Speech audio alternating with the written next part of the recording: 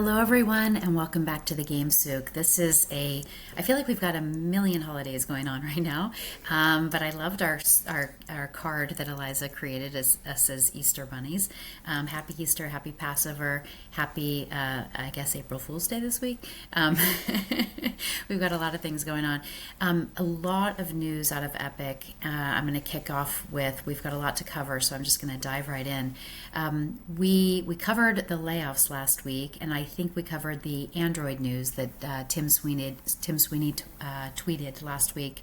47% of the new users were from Android when they reopened Android to Fortnite, and we're going to go to a Disney. We're going to go to the Disney CEO, Josh D'Amaro, the new CEO, his first shareholder address. And it's 14 minutes long. We're not going to watch all 14 minutes. We're going to go straight to the technology section. And the reason we wanted to start with this is because we thought it was so interesting that Disney, the new CEO's first address to shareholders, only mentioned 3 companies outside of Disney: the NFL, the NBA, and both of those are related to the ESPN property that they own, and then Epic Games. So we want to go to that clip. And while I'm pulling this up, I will just say this is not any securities advice. We may or may not hold or have invested in the companies we mentioned, but this is not a recommendation to buy, sell, or hold any securities. These are our own opinions only. So I'm going to go ahead and share the screen now and play this clip because I think it's worth watching. Let's see here. Let me know when you can see it, Jacob. Good. Okay, so we're going to go ahead and play Disney's look ahead on technology. From the latest innovations. And in many cases, we're the ones pushing the envelope because we know technology acts as an amplifier for our stories, our experiences, and the emotional connection audiences have with our brand. That's why we've partnered with Epic Games to bring a transformative new entertainment experience to Fortnite and connect it to our broader ecosystem. I just reviewed some of the progress on the worlds that we're building, and I was blown away by the possibilities. We'll continue to develop and embrace new technologies to empower our storytellers. Okay, so that I thought was really exciting because the new CEO of Disney in his first podcast mentioned Epic Games, and in his shareholder update mentioned Epic Games. And I will also mention that the Star Wars assets, IP assets, are available now for use on UEFN. Even James Farrell might create a UEFN game. That could be the only thing that might tempt him to take a tiny break from Roblox. James, do you think you might? Maybe.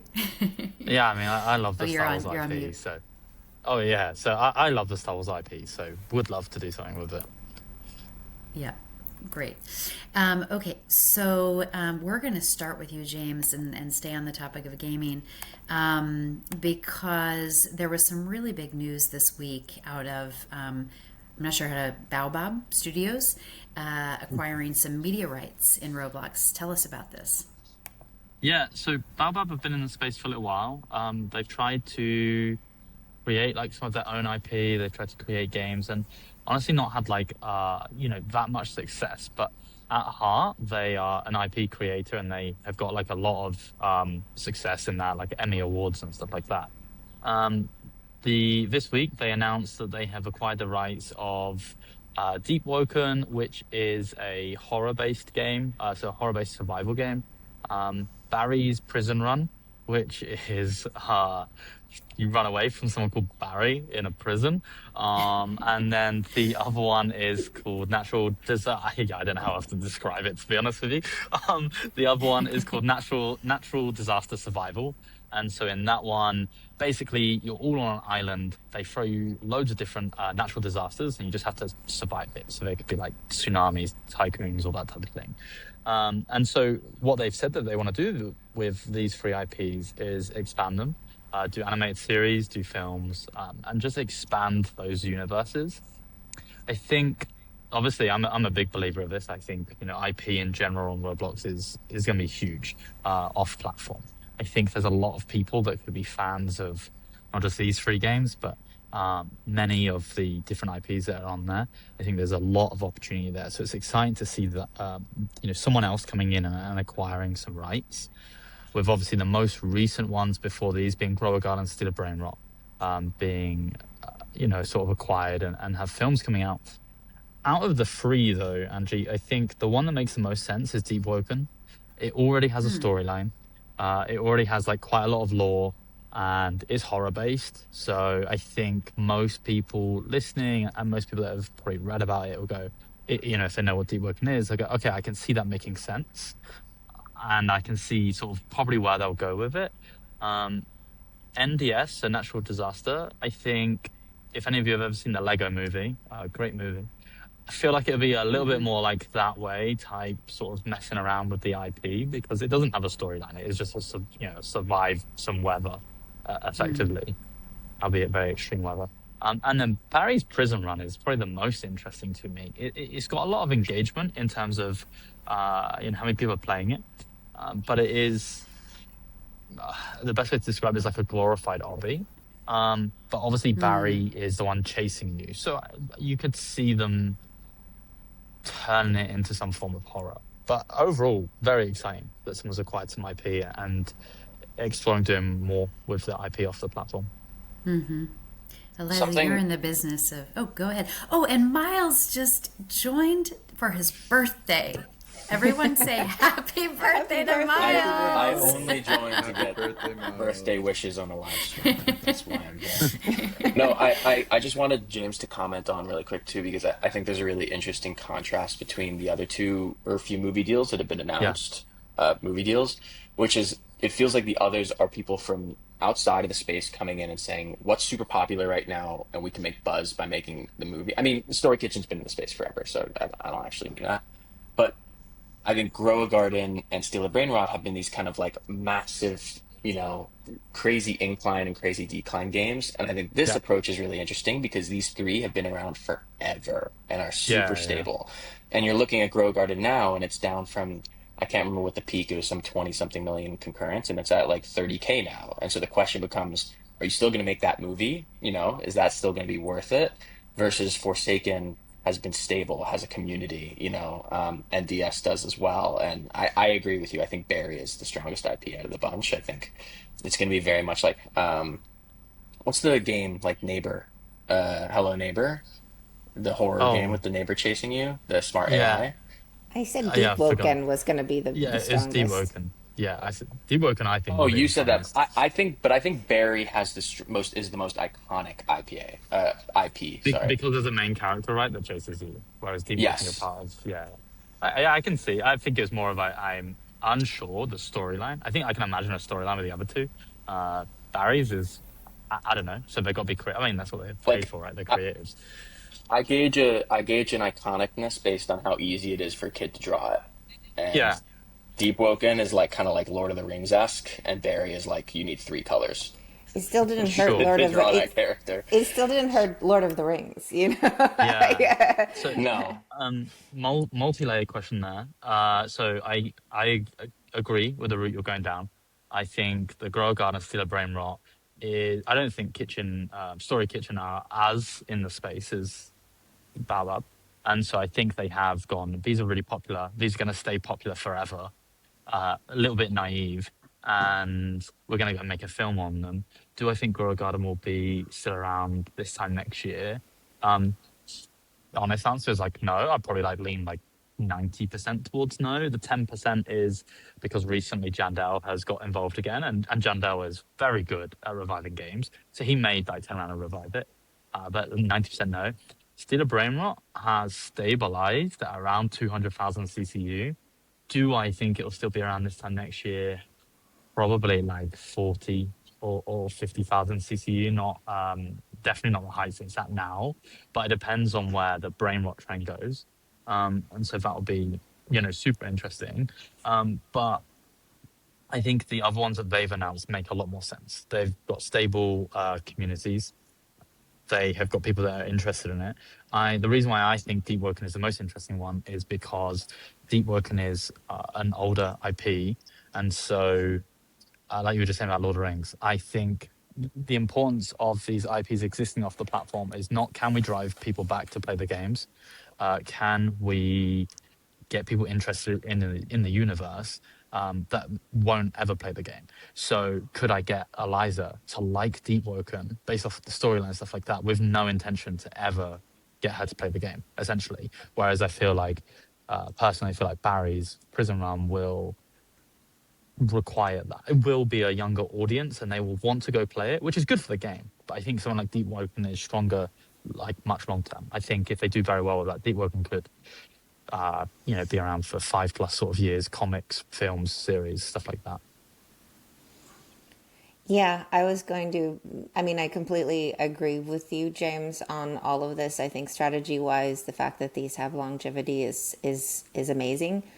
I would say though that I like when we've talked about transmedia before on these calls, everything from Sonic, how they did their strategy into Roblox and the movies and all of these.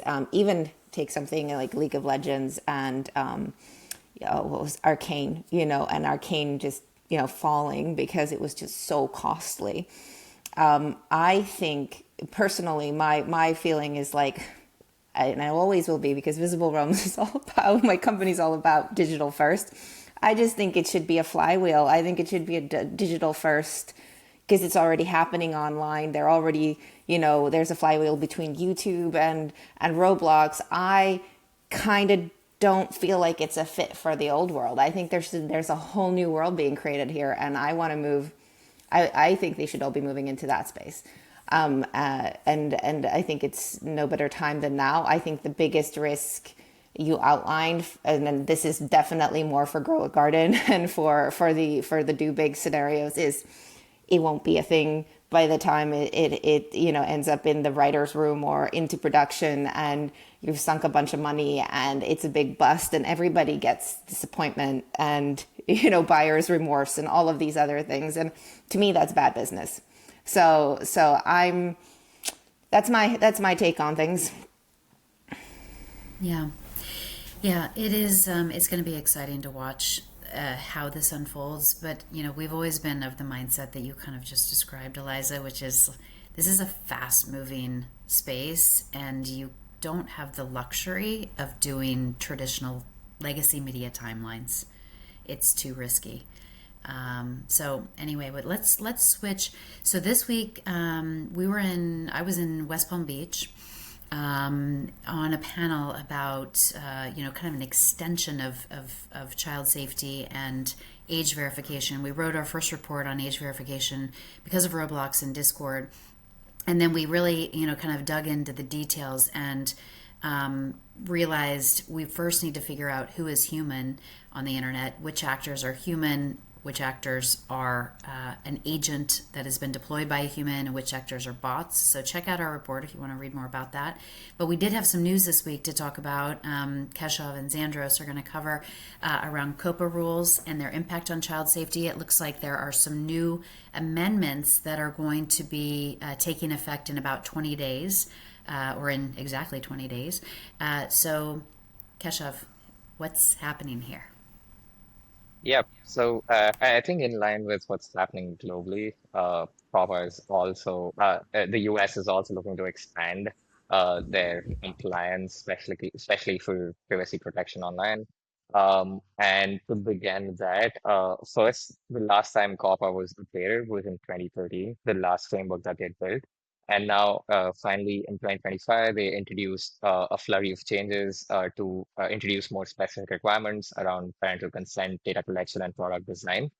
The COP, this update also talks about how almost 80% of kids above between the age of 6 to 12 play games. More than 80% of kids play games on almost a daily basis, and this is why it's really important to have these updated laws, and especially updated with what times you're in now.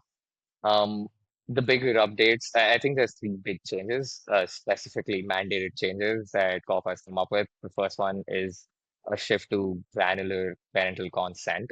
So until now, there was no separate approvals for targeted advertising or for sharing a child's data with third-party services.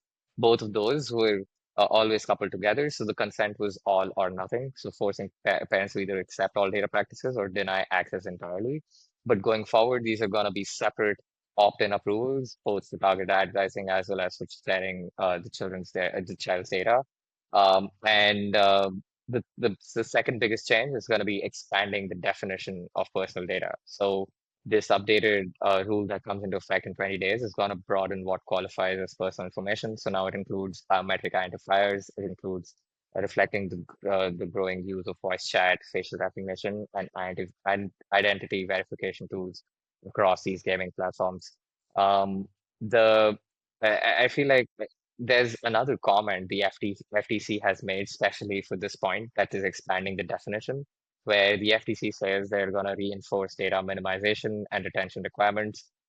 Companies are expected to collect only the data that they need for a defined purpose, retain it for only as long as necessary, and delete it promptly, which I think has been the conversation over the last few months, especially as we've discussed Roblox and Discord.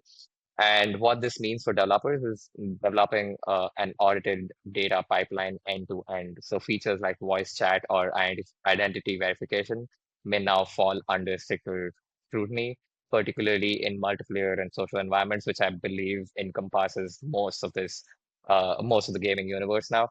And the third big change is mixed audience games. So there's mixed audience is a category that games can use to define what rules they fall under.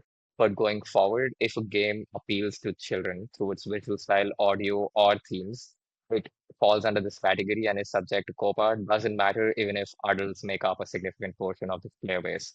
So that the terms of service can't help these games out. They can't exclude young users just using their terms of service. Instead, they are expected to implement neutral age gates and build systems that adapt the experience based on the player's age and consent status. So I feel like these are the three big changes, or the mandated and stricter changes.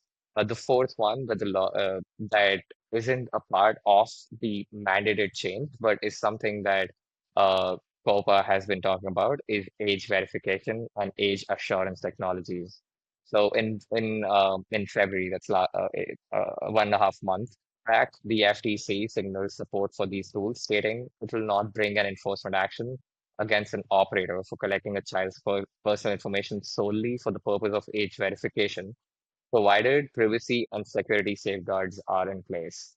So I think this completely fits in the broader conversation we've been having, especially the write-ups that we've been working on, and the tools and examples out there, which I think Zan has definitely dig deeper into. Zan, do you want to add more context around the age assurance technologies out there and the other change that's been highlighted, or a significant change since the last proper rules? Yeah, definitely. I think there's 2 points that I think definitely connect to what we've been talking about over the last few weeks. Both are data privacy issues. So the regulation that they're coming out in the rules of collecting only the data you need to verify and then having to delete it quickly after, it's somewhat open-ended with like, well, for different companies, how long does that take? What's the process? And it still leaves it in the hands of companies that at any given point, like if I'm transferring data over to you, I'm still entrusting you with my data, even if it's just for, I don't know, 7 minutes to just make it up. And what we keep coming back to is this, zero knowledge proofs as a way to eliminate the need for even handing over personal data. It keeps all your data locally stored, and all that it does is it's a mathematical equation, and it says, is this person over 18 or whatever age you assign to that platform? And all that platform gets is a yes or a no. They don't need to know what your birthday is. They don't need to know anything else about it. And I think as we've gotten deeper into this topic, we've seen this as one of the best solutions to all of these problems of like, how do we deal with the need for age verification and the need to protect children online the same way we do in real life, in the real world. But, without having either the parent or the child have to hand over personal data. And I think that's been the biggest or the most compelling technology we've seen. And then the other one you talked about with children, not bring enforcement action against operator for collecting a child's personal information solely for the purpose of age verification. In general, I don't love having children provide personal information. I think it should be parents that have to do it. If we're going to say that you do have to hand over personal information, I think it should be the parent that does it. Like KWS, the way Kids Web Service, Epics does it, where it's not the child that sits and scans their face or uploads an ID or a credit card. It's the parent who then has children under their account that they get to control what they have access to. So I think collecting any child data, even for age verification, is wrong.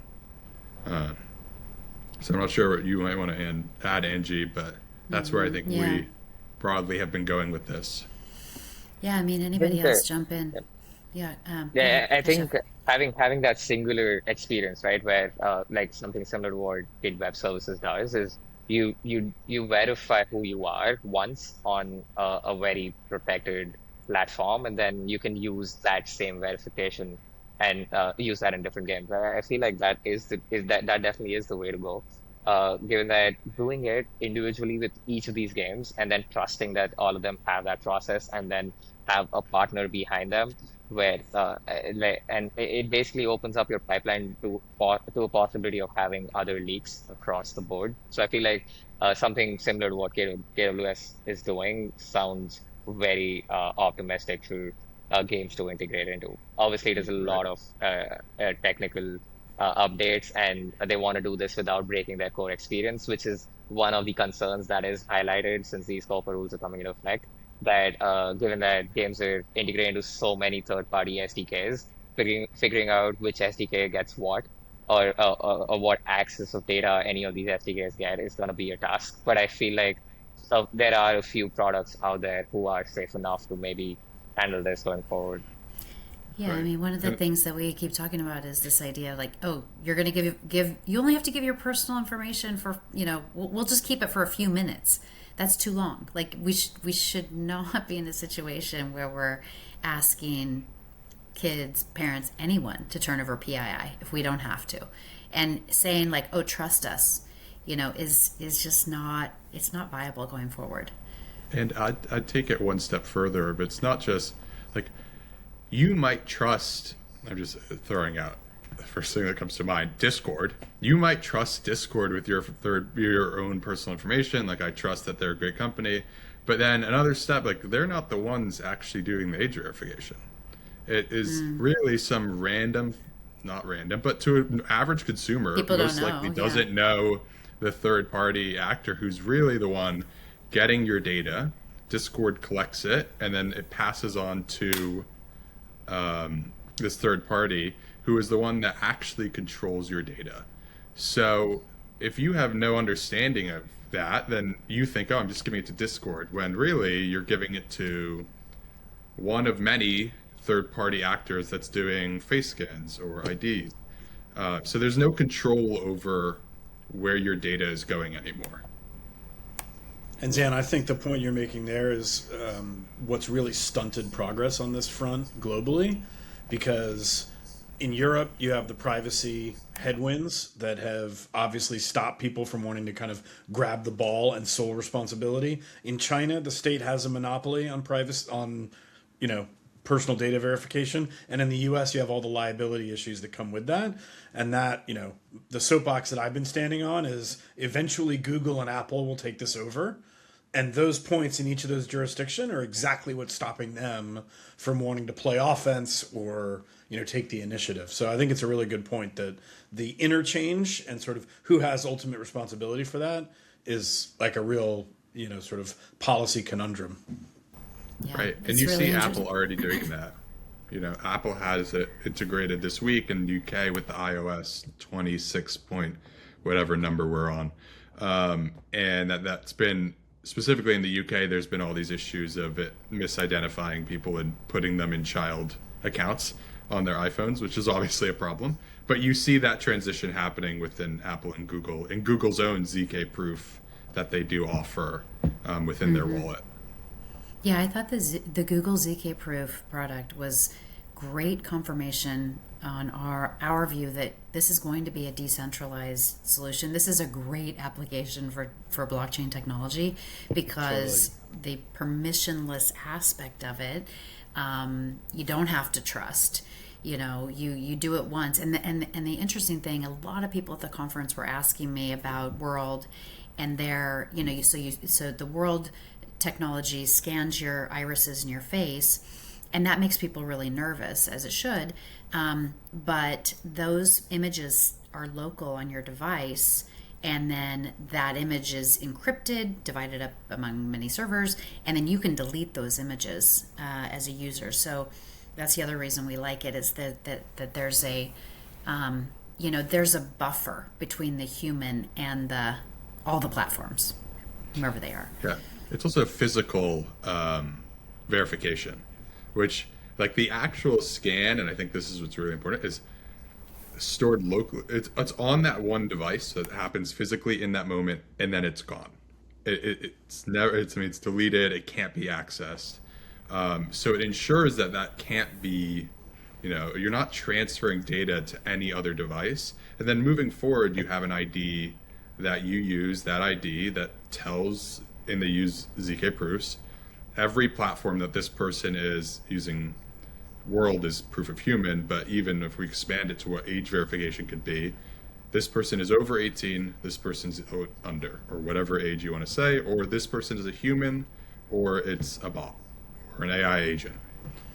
So I think it's the just age verification, this is what a report was on last week, is a short-sighted argument to a much larger issue that we are already experiencing now, but I think people will quickly realize that this is AI and bots have taken over the internet very quickly, and then we will be playing catch up.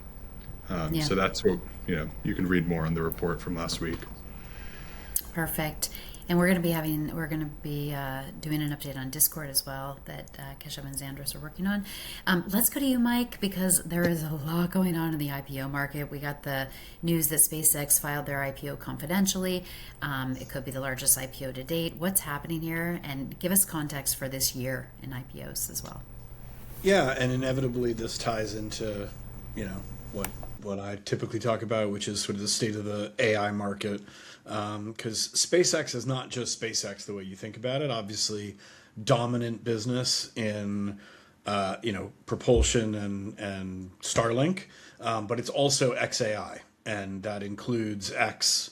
So sort of the Elon Musk's masterstroke of convincing people to back things like Twitter that were not desirable investments, is it's going to give you access to the SpaceX IPO eventually. And it actually explicitly did for those shareholders, because X rolled into XAI, rolled into SpaceX, all in stock for stock transactions. So actually, if you invested in Twitter, you got SpaceX pre-IPO stock, and that's even better than getting an IPO allocation. All that being said, this is, I don't even think it's not even speculation at this point. They filed confidentially, so we don't see everything, but this will be by at roughly a factor of 3 or a multiple of 3, the largest IPO of all time, at in the neighborhood of 75 billion is what they're talking about. Second largest was Saudi Aramco in the high 20s. And importantly, sort of for markets generally, that 75 billion would represent more than the total amount of IPO funds raised in all of last year. And so as we sort of, which is, that's a huge number.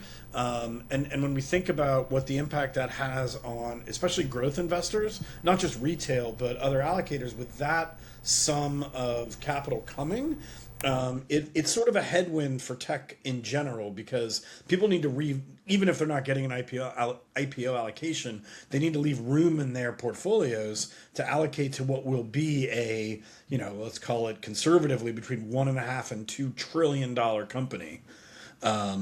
And I think I'm inserting opinion here, but this will be engineered to work. They're talking about upping the amount that's allocated to retail or individual investors rather than institutions. It's not, even though that sounds like a huge quantum of money, relative to the impact on the index and things like that, 75 billion actually isn't that much, all other things being equal. But the other thing that it's doing is it's got Musk and XAI front running Anthropic and OpenAI as the first, sort of dedicated AI platform to come to market in the form of XAI and Grok.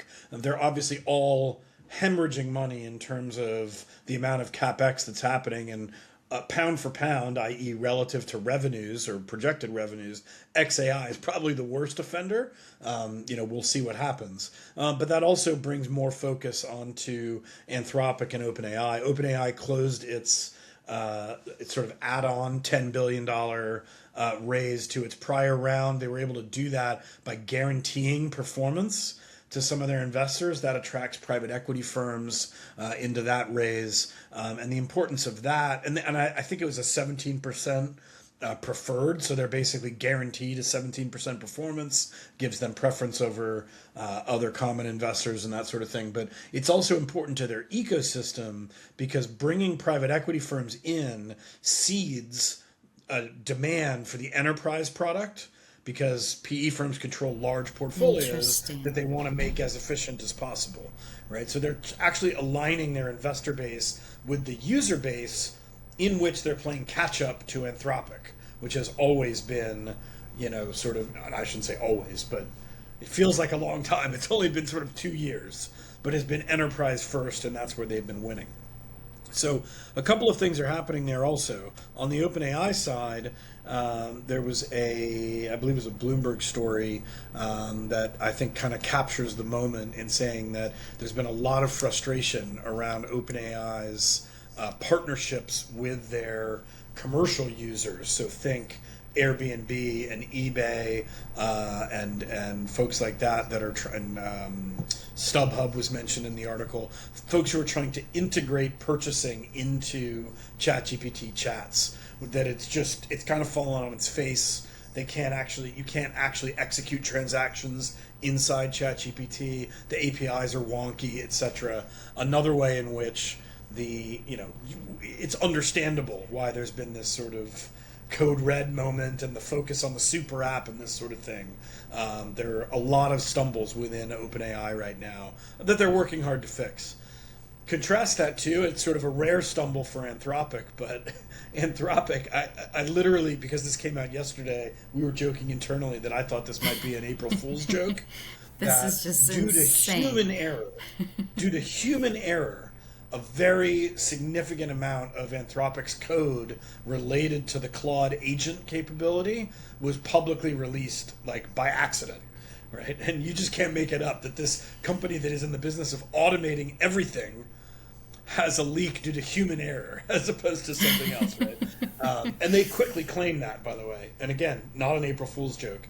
Part of the significance of that is we learned more about the mid-April release of, they're calling it Mythos internally, and that probably will be what it's named, but sort of the next wave of their, it'll impact everything, but the next model release basically, which is going to have a lot more recursive learning capabilities in it. This is just another way in which Anthropic is sort of leading us up the curve towards, I think the sort of, Peter Diamandis of the world would say it's closer and closer to AGI. I'm not sure about that, but anyway, in any event, a self-sustained platform capability that is learning from itself. Claude is probably the most advanced commercially available capability as such, and I am going to put my neck out here with everyone and say that I think at this point, whether or not it's what's in the marks, Anthropic deserves to be more valuable than OpenAI today. That probably, if you had to mark where those companies are, it means OpenAI is slightly overvalued and needs to come down, and Anthropic is undervalued and needs to come up. But if anything, I mean, the biggest complaints about Anthropic right now are that they're having to throttle usage because there's just too much demand. And speaking personally, I use the pro, like I use the, I don't know, $20 or $29 version, not the $200. And I would say at least every other day I hit my limits on token usage. And that is a good thing for the company in the sense that as they deploy more compute dollars and CapEx, it's going to come back with better user experiences, whereas others are sort of playing catch up.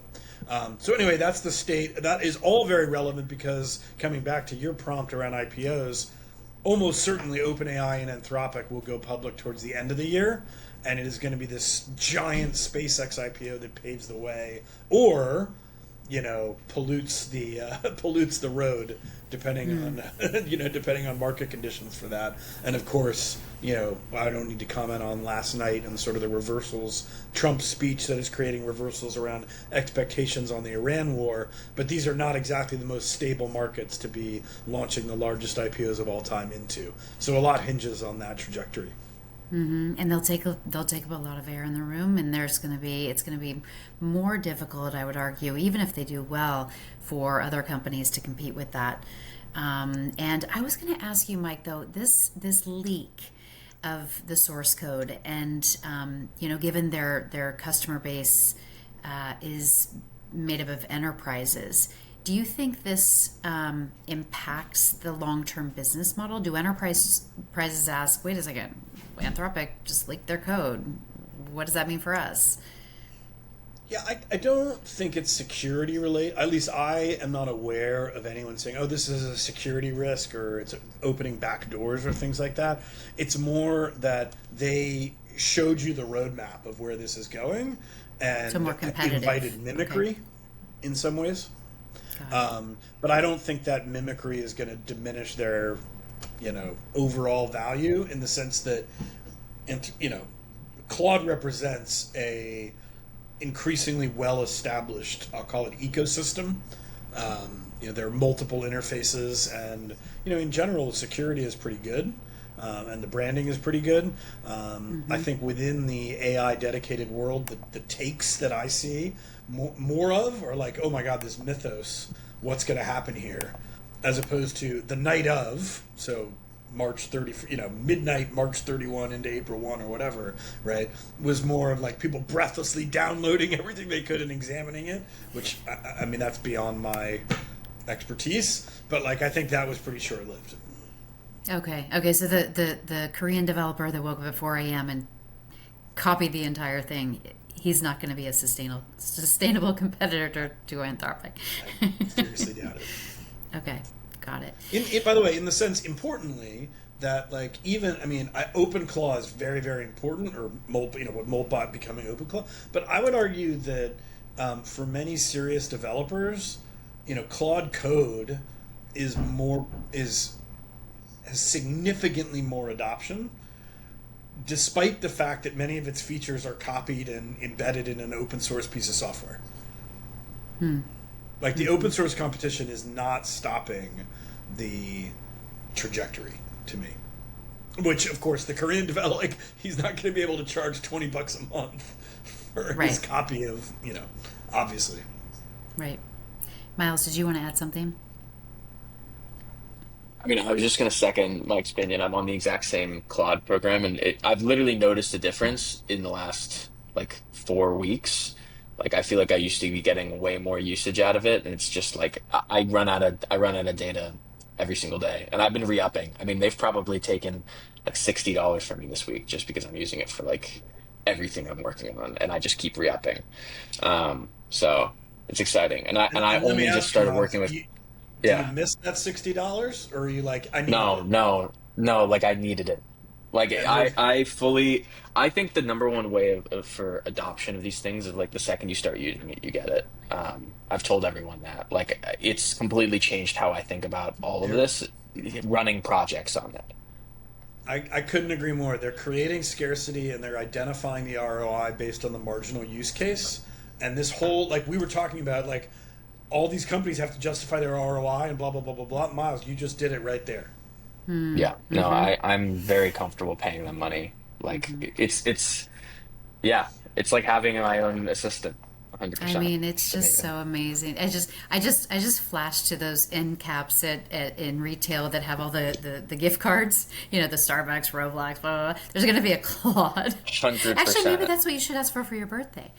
Yeah, Your party this totally. weekend. You should just have a Claude. Hey guys, bring me Claude points, please. And also, as a taking character witness, I will say, just moments ago, Miles attested to the fact that he didn't actually pay for things in games until James was like, look, I can just pay $1 and do all this cool stuff. And then you were like, oh, I can pay in games. So, not easy to get money out of Miles. No, it's not. I only pay when it's. I'm actually very frugal. Zan does know this. I'm very, very frugal. So And it's the fact amazing that that I'm you press the spending button and so spend willingly $60. with Claude is actually a real testament. Wow, that's Claude and interesting. Fortnite skins is all that Miles has. It's all of Miles' assets. They're Claude. It's all There's my going to be assets are one jar Claude at the and birthday Fortnite. party that says Claude, and the other jar that says Fortnite skins. Guys, don't give me too many ideas, please. Okay, guys, with that, we're going to wrap up. Happy everything. Have a wonderful weekend, and we'll see you next week. Thanks, Take care. everyone.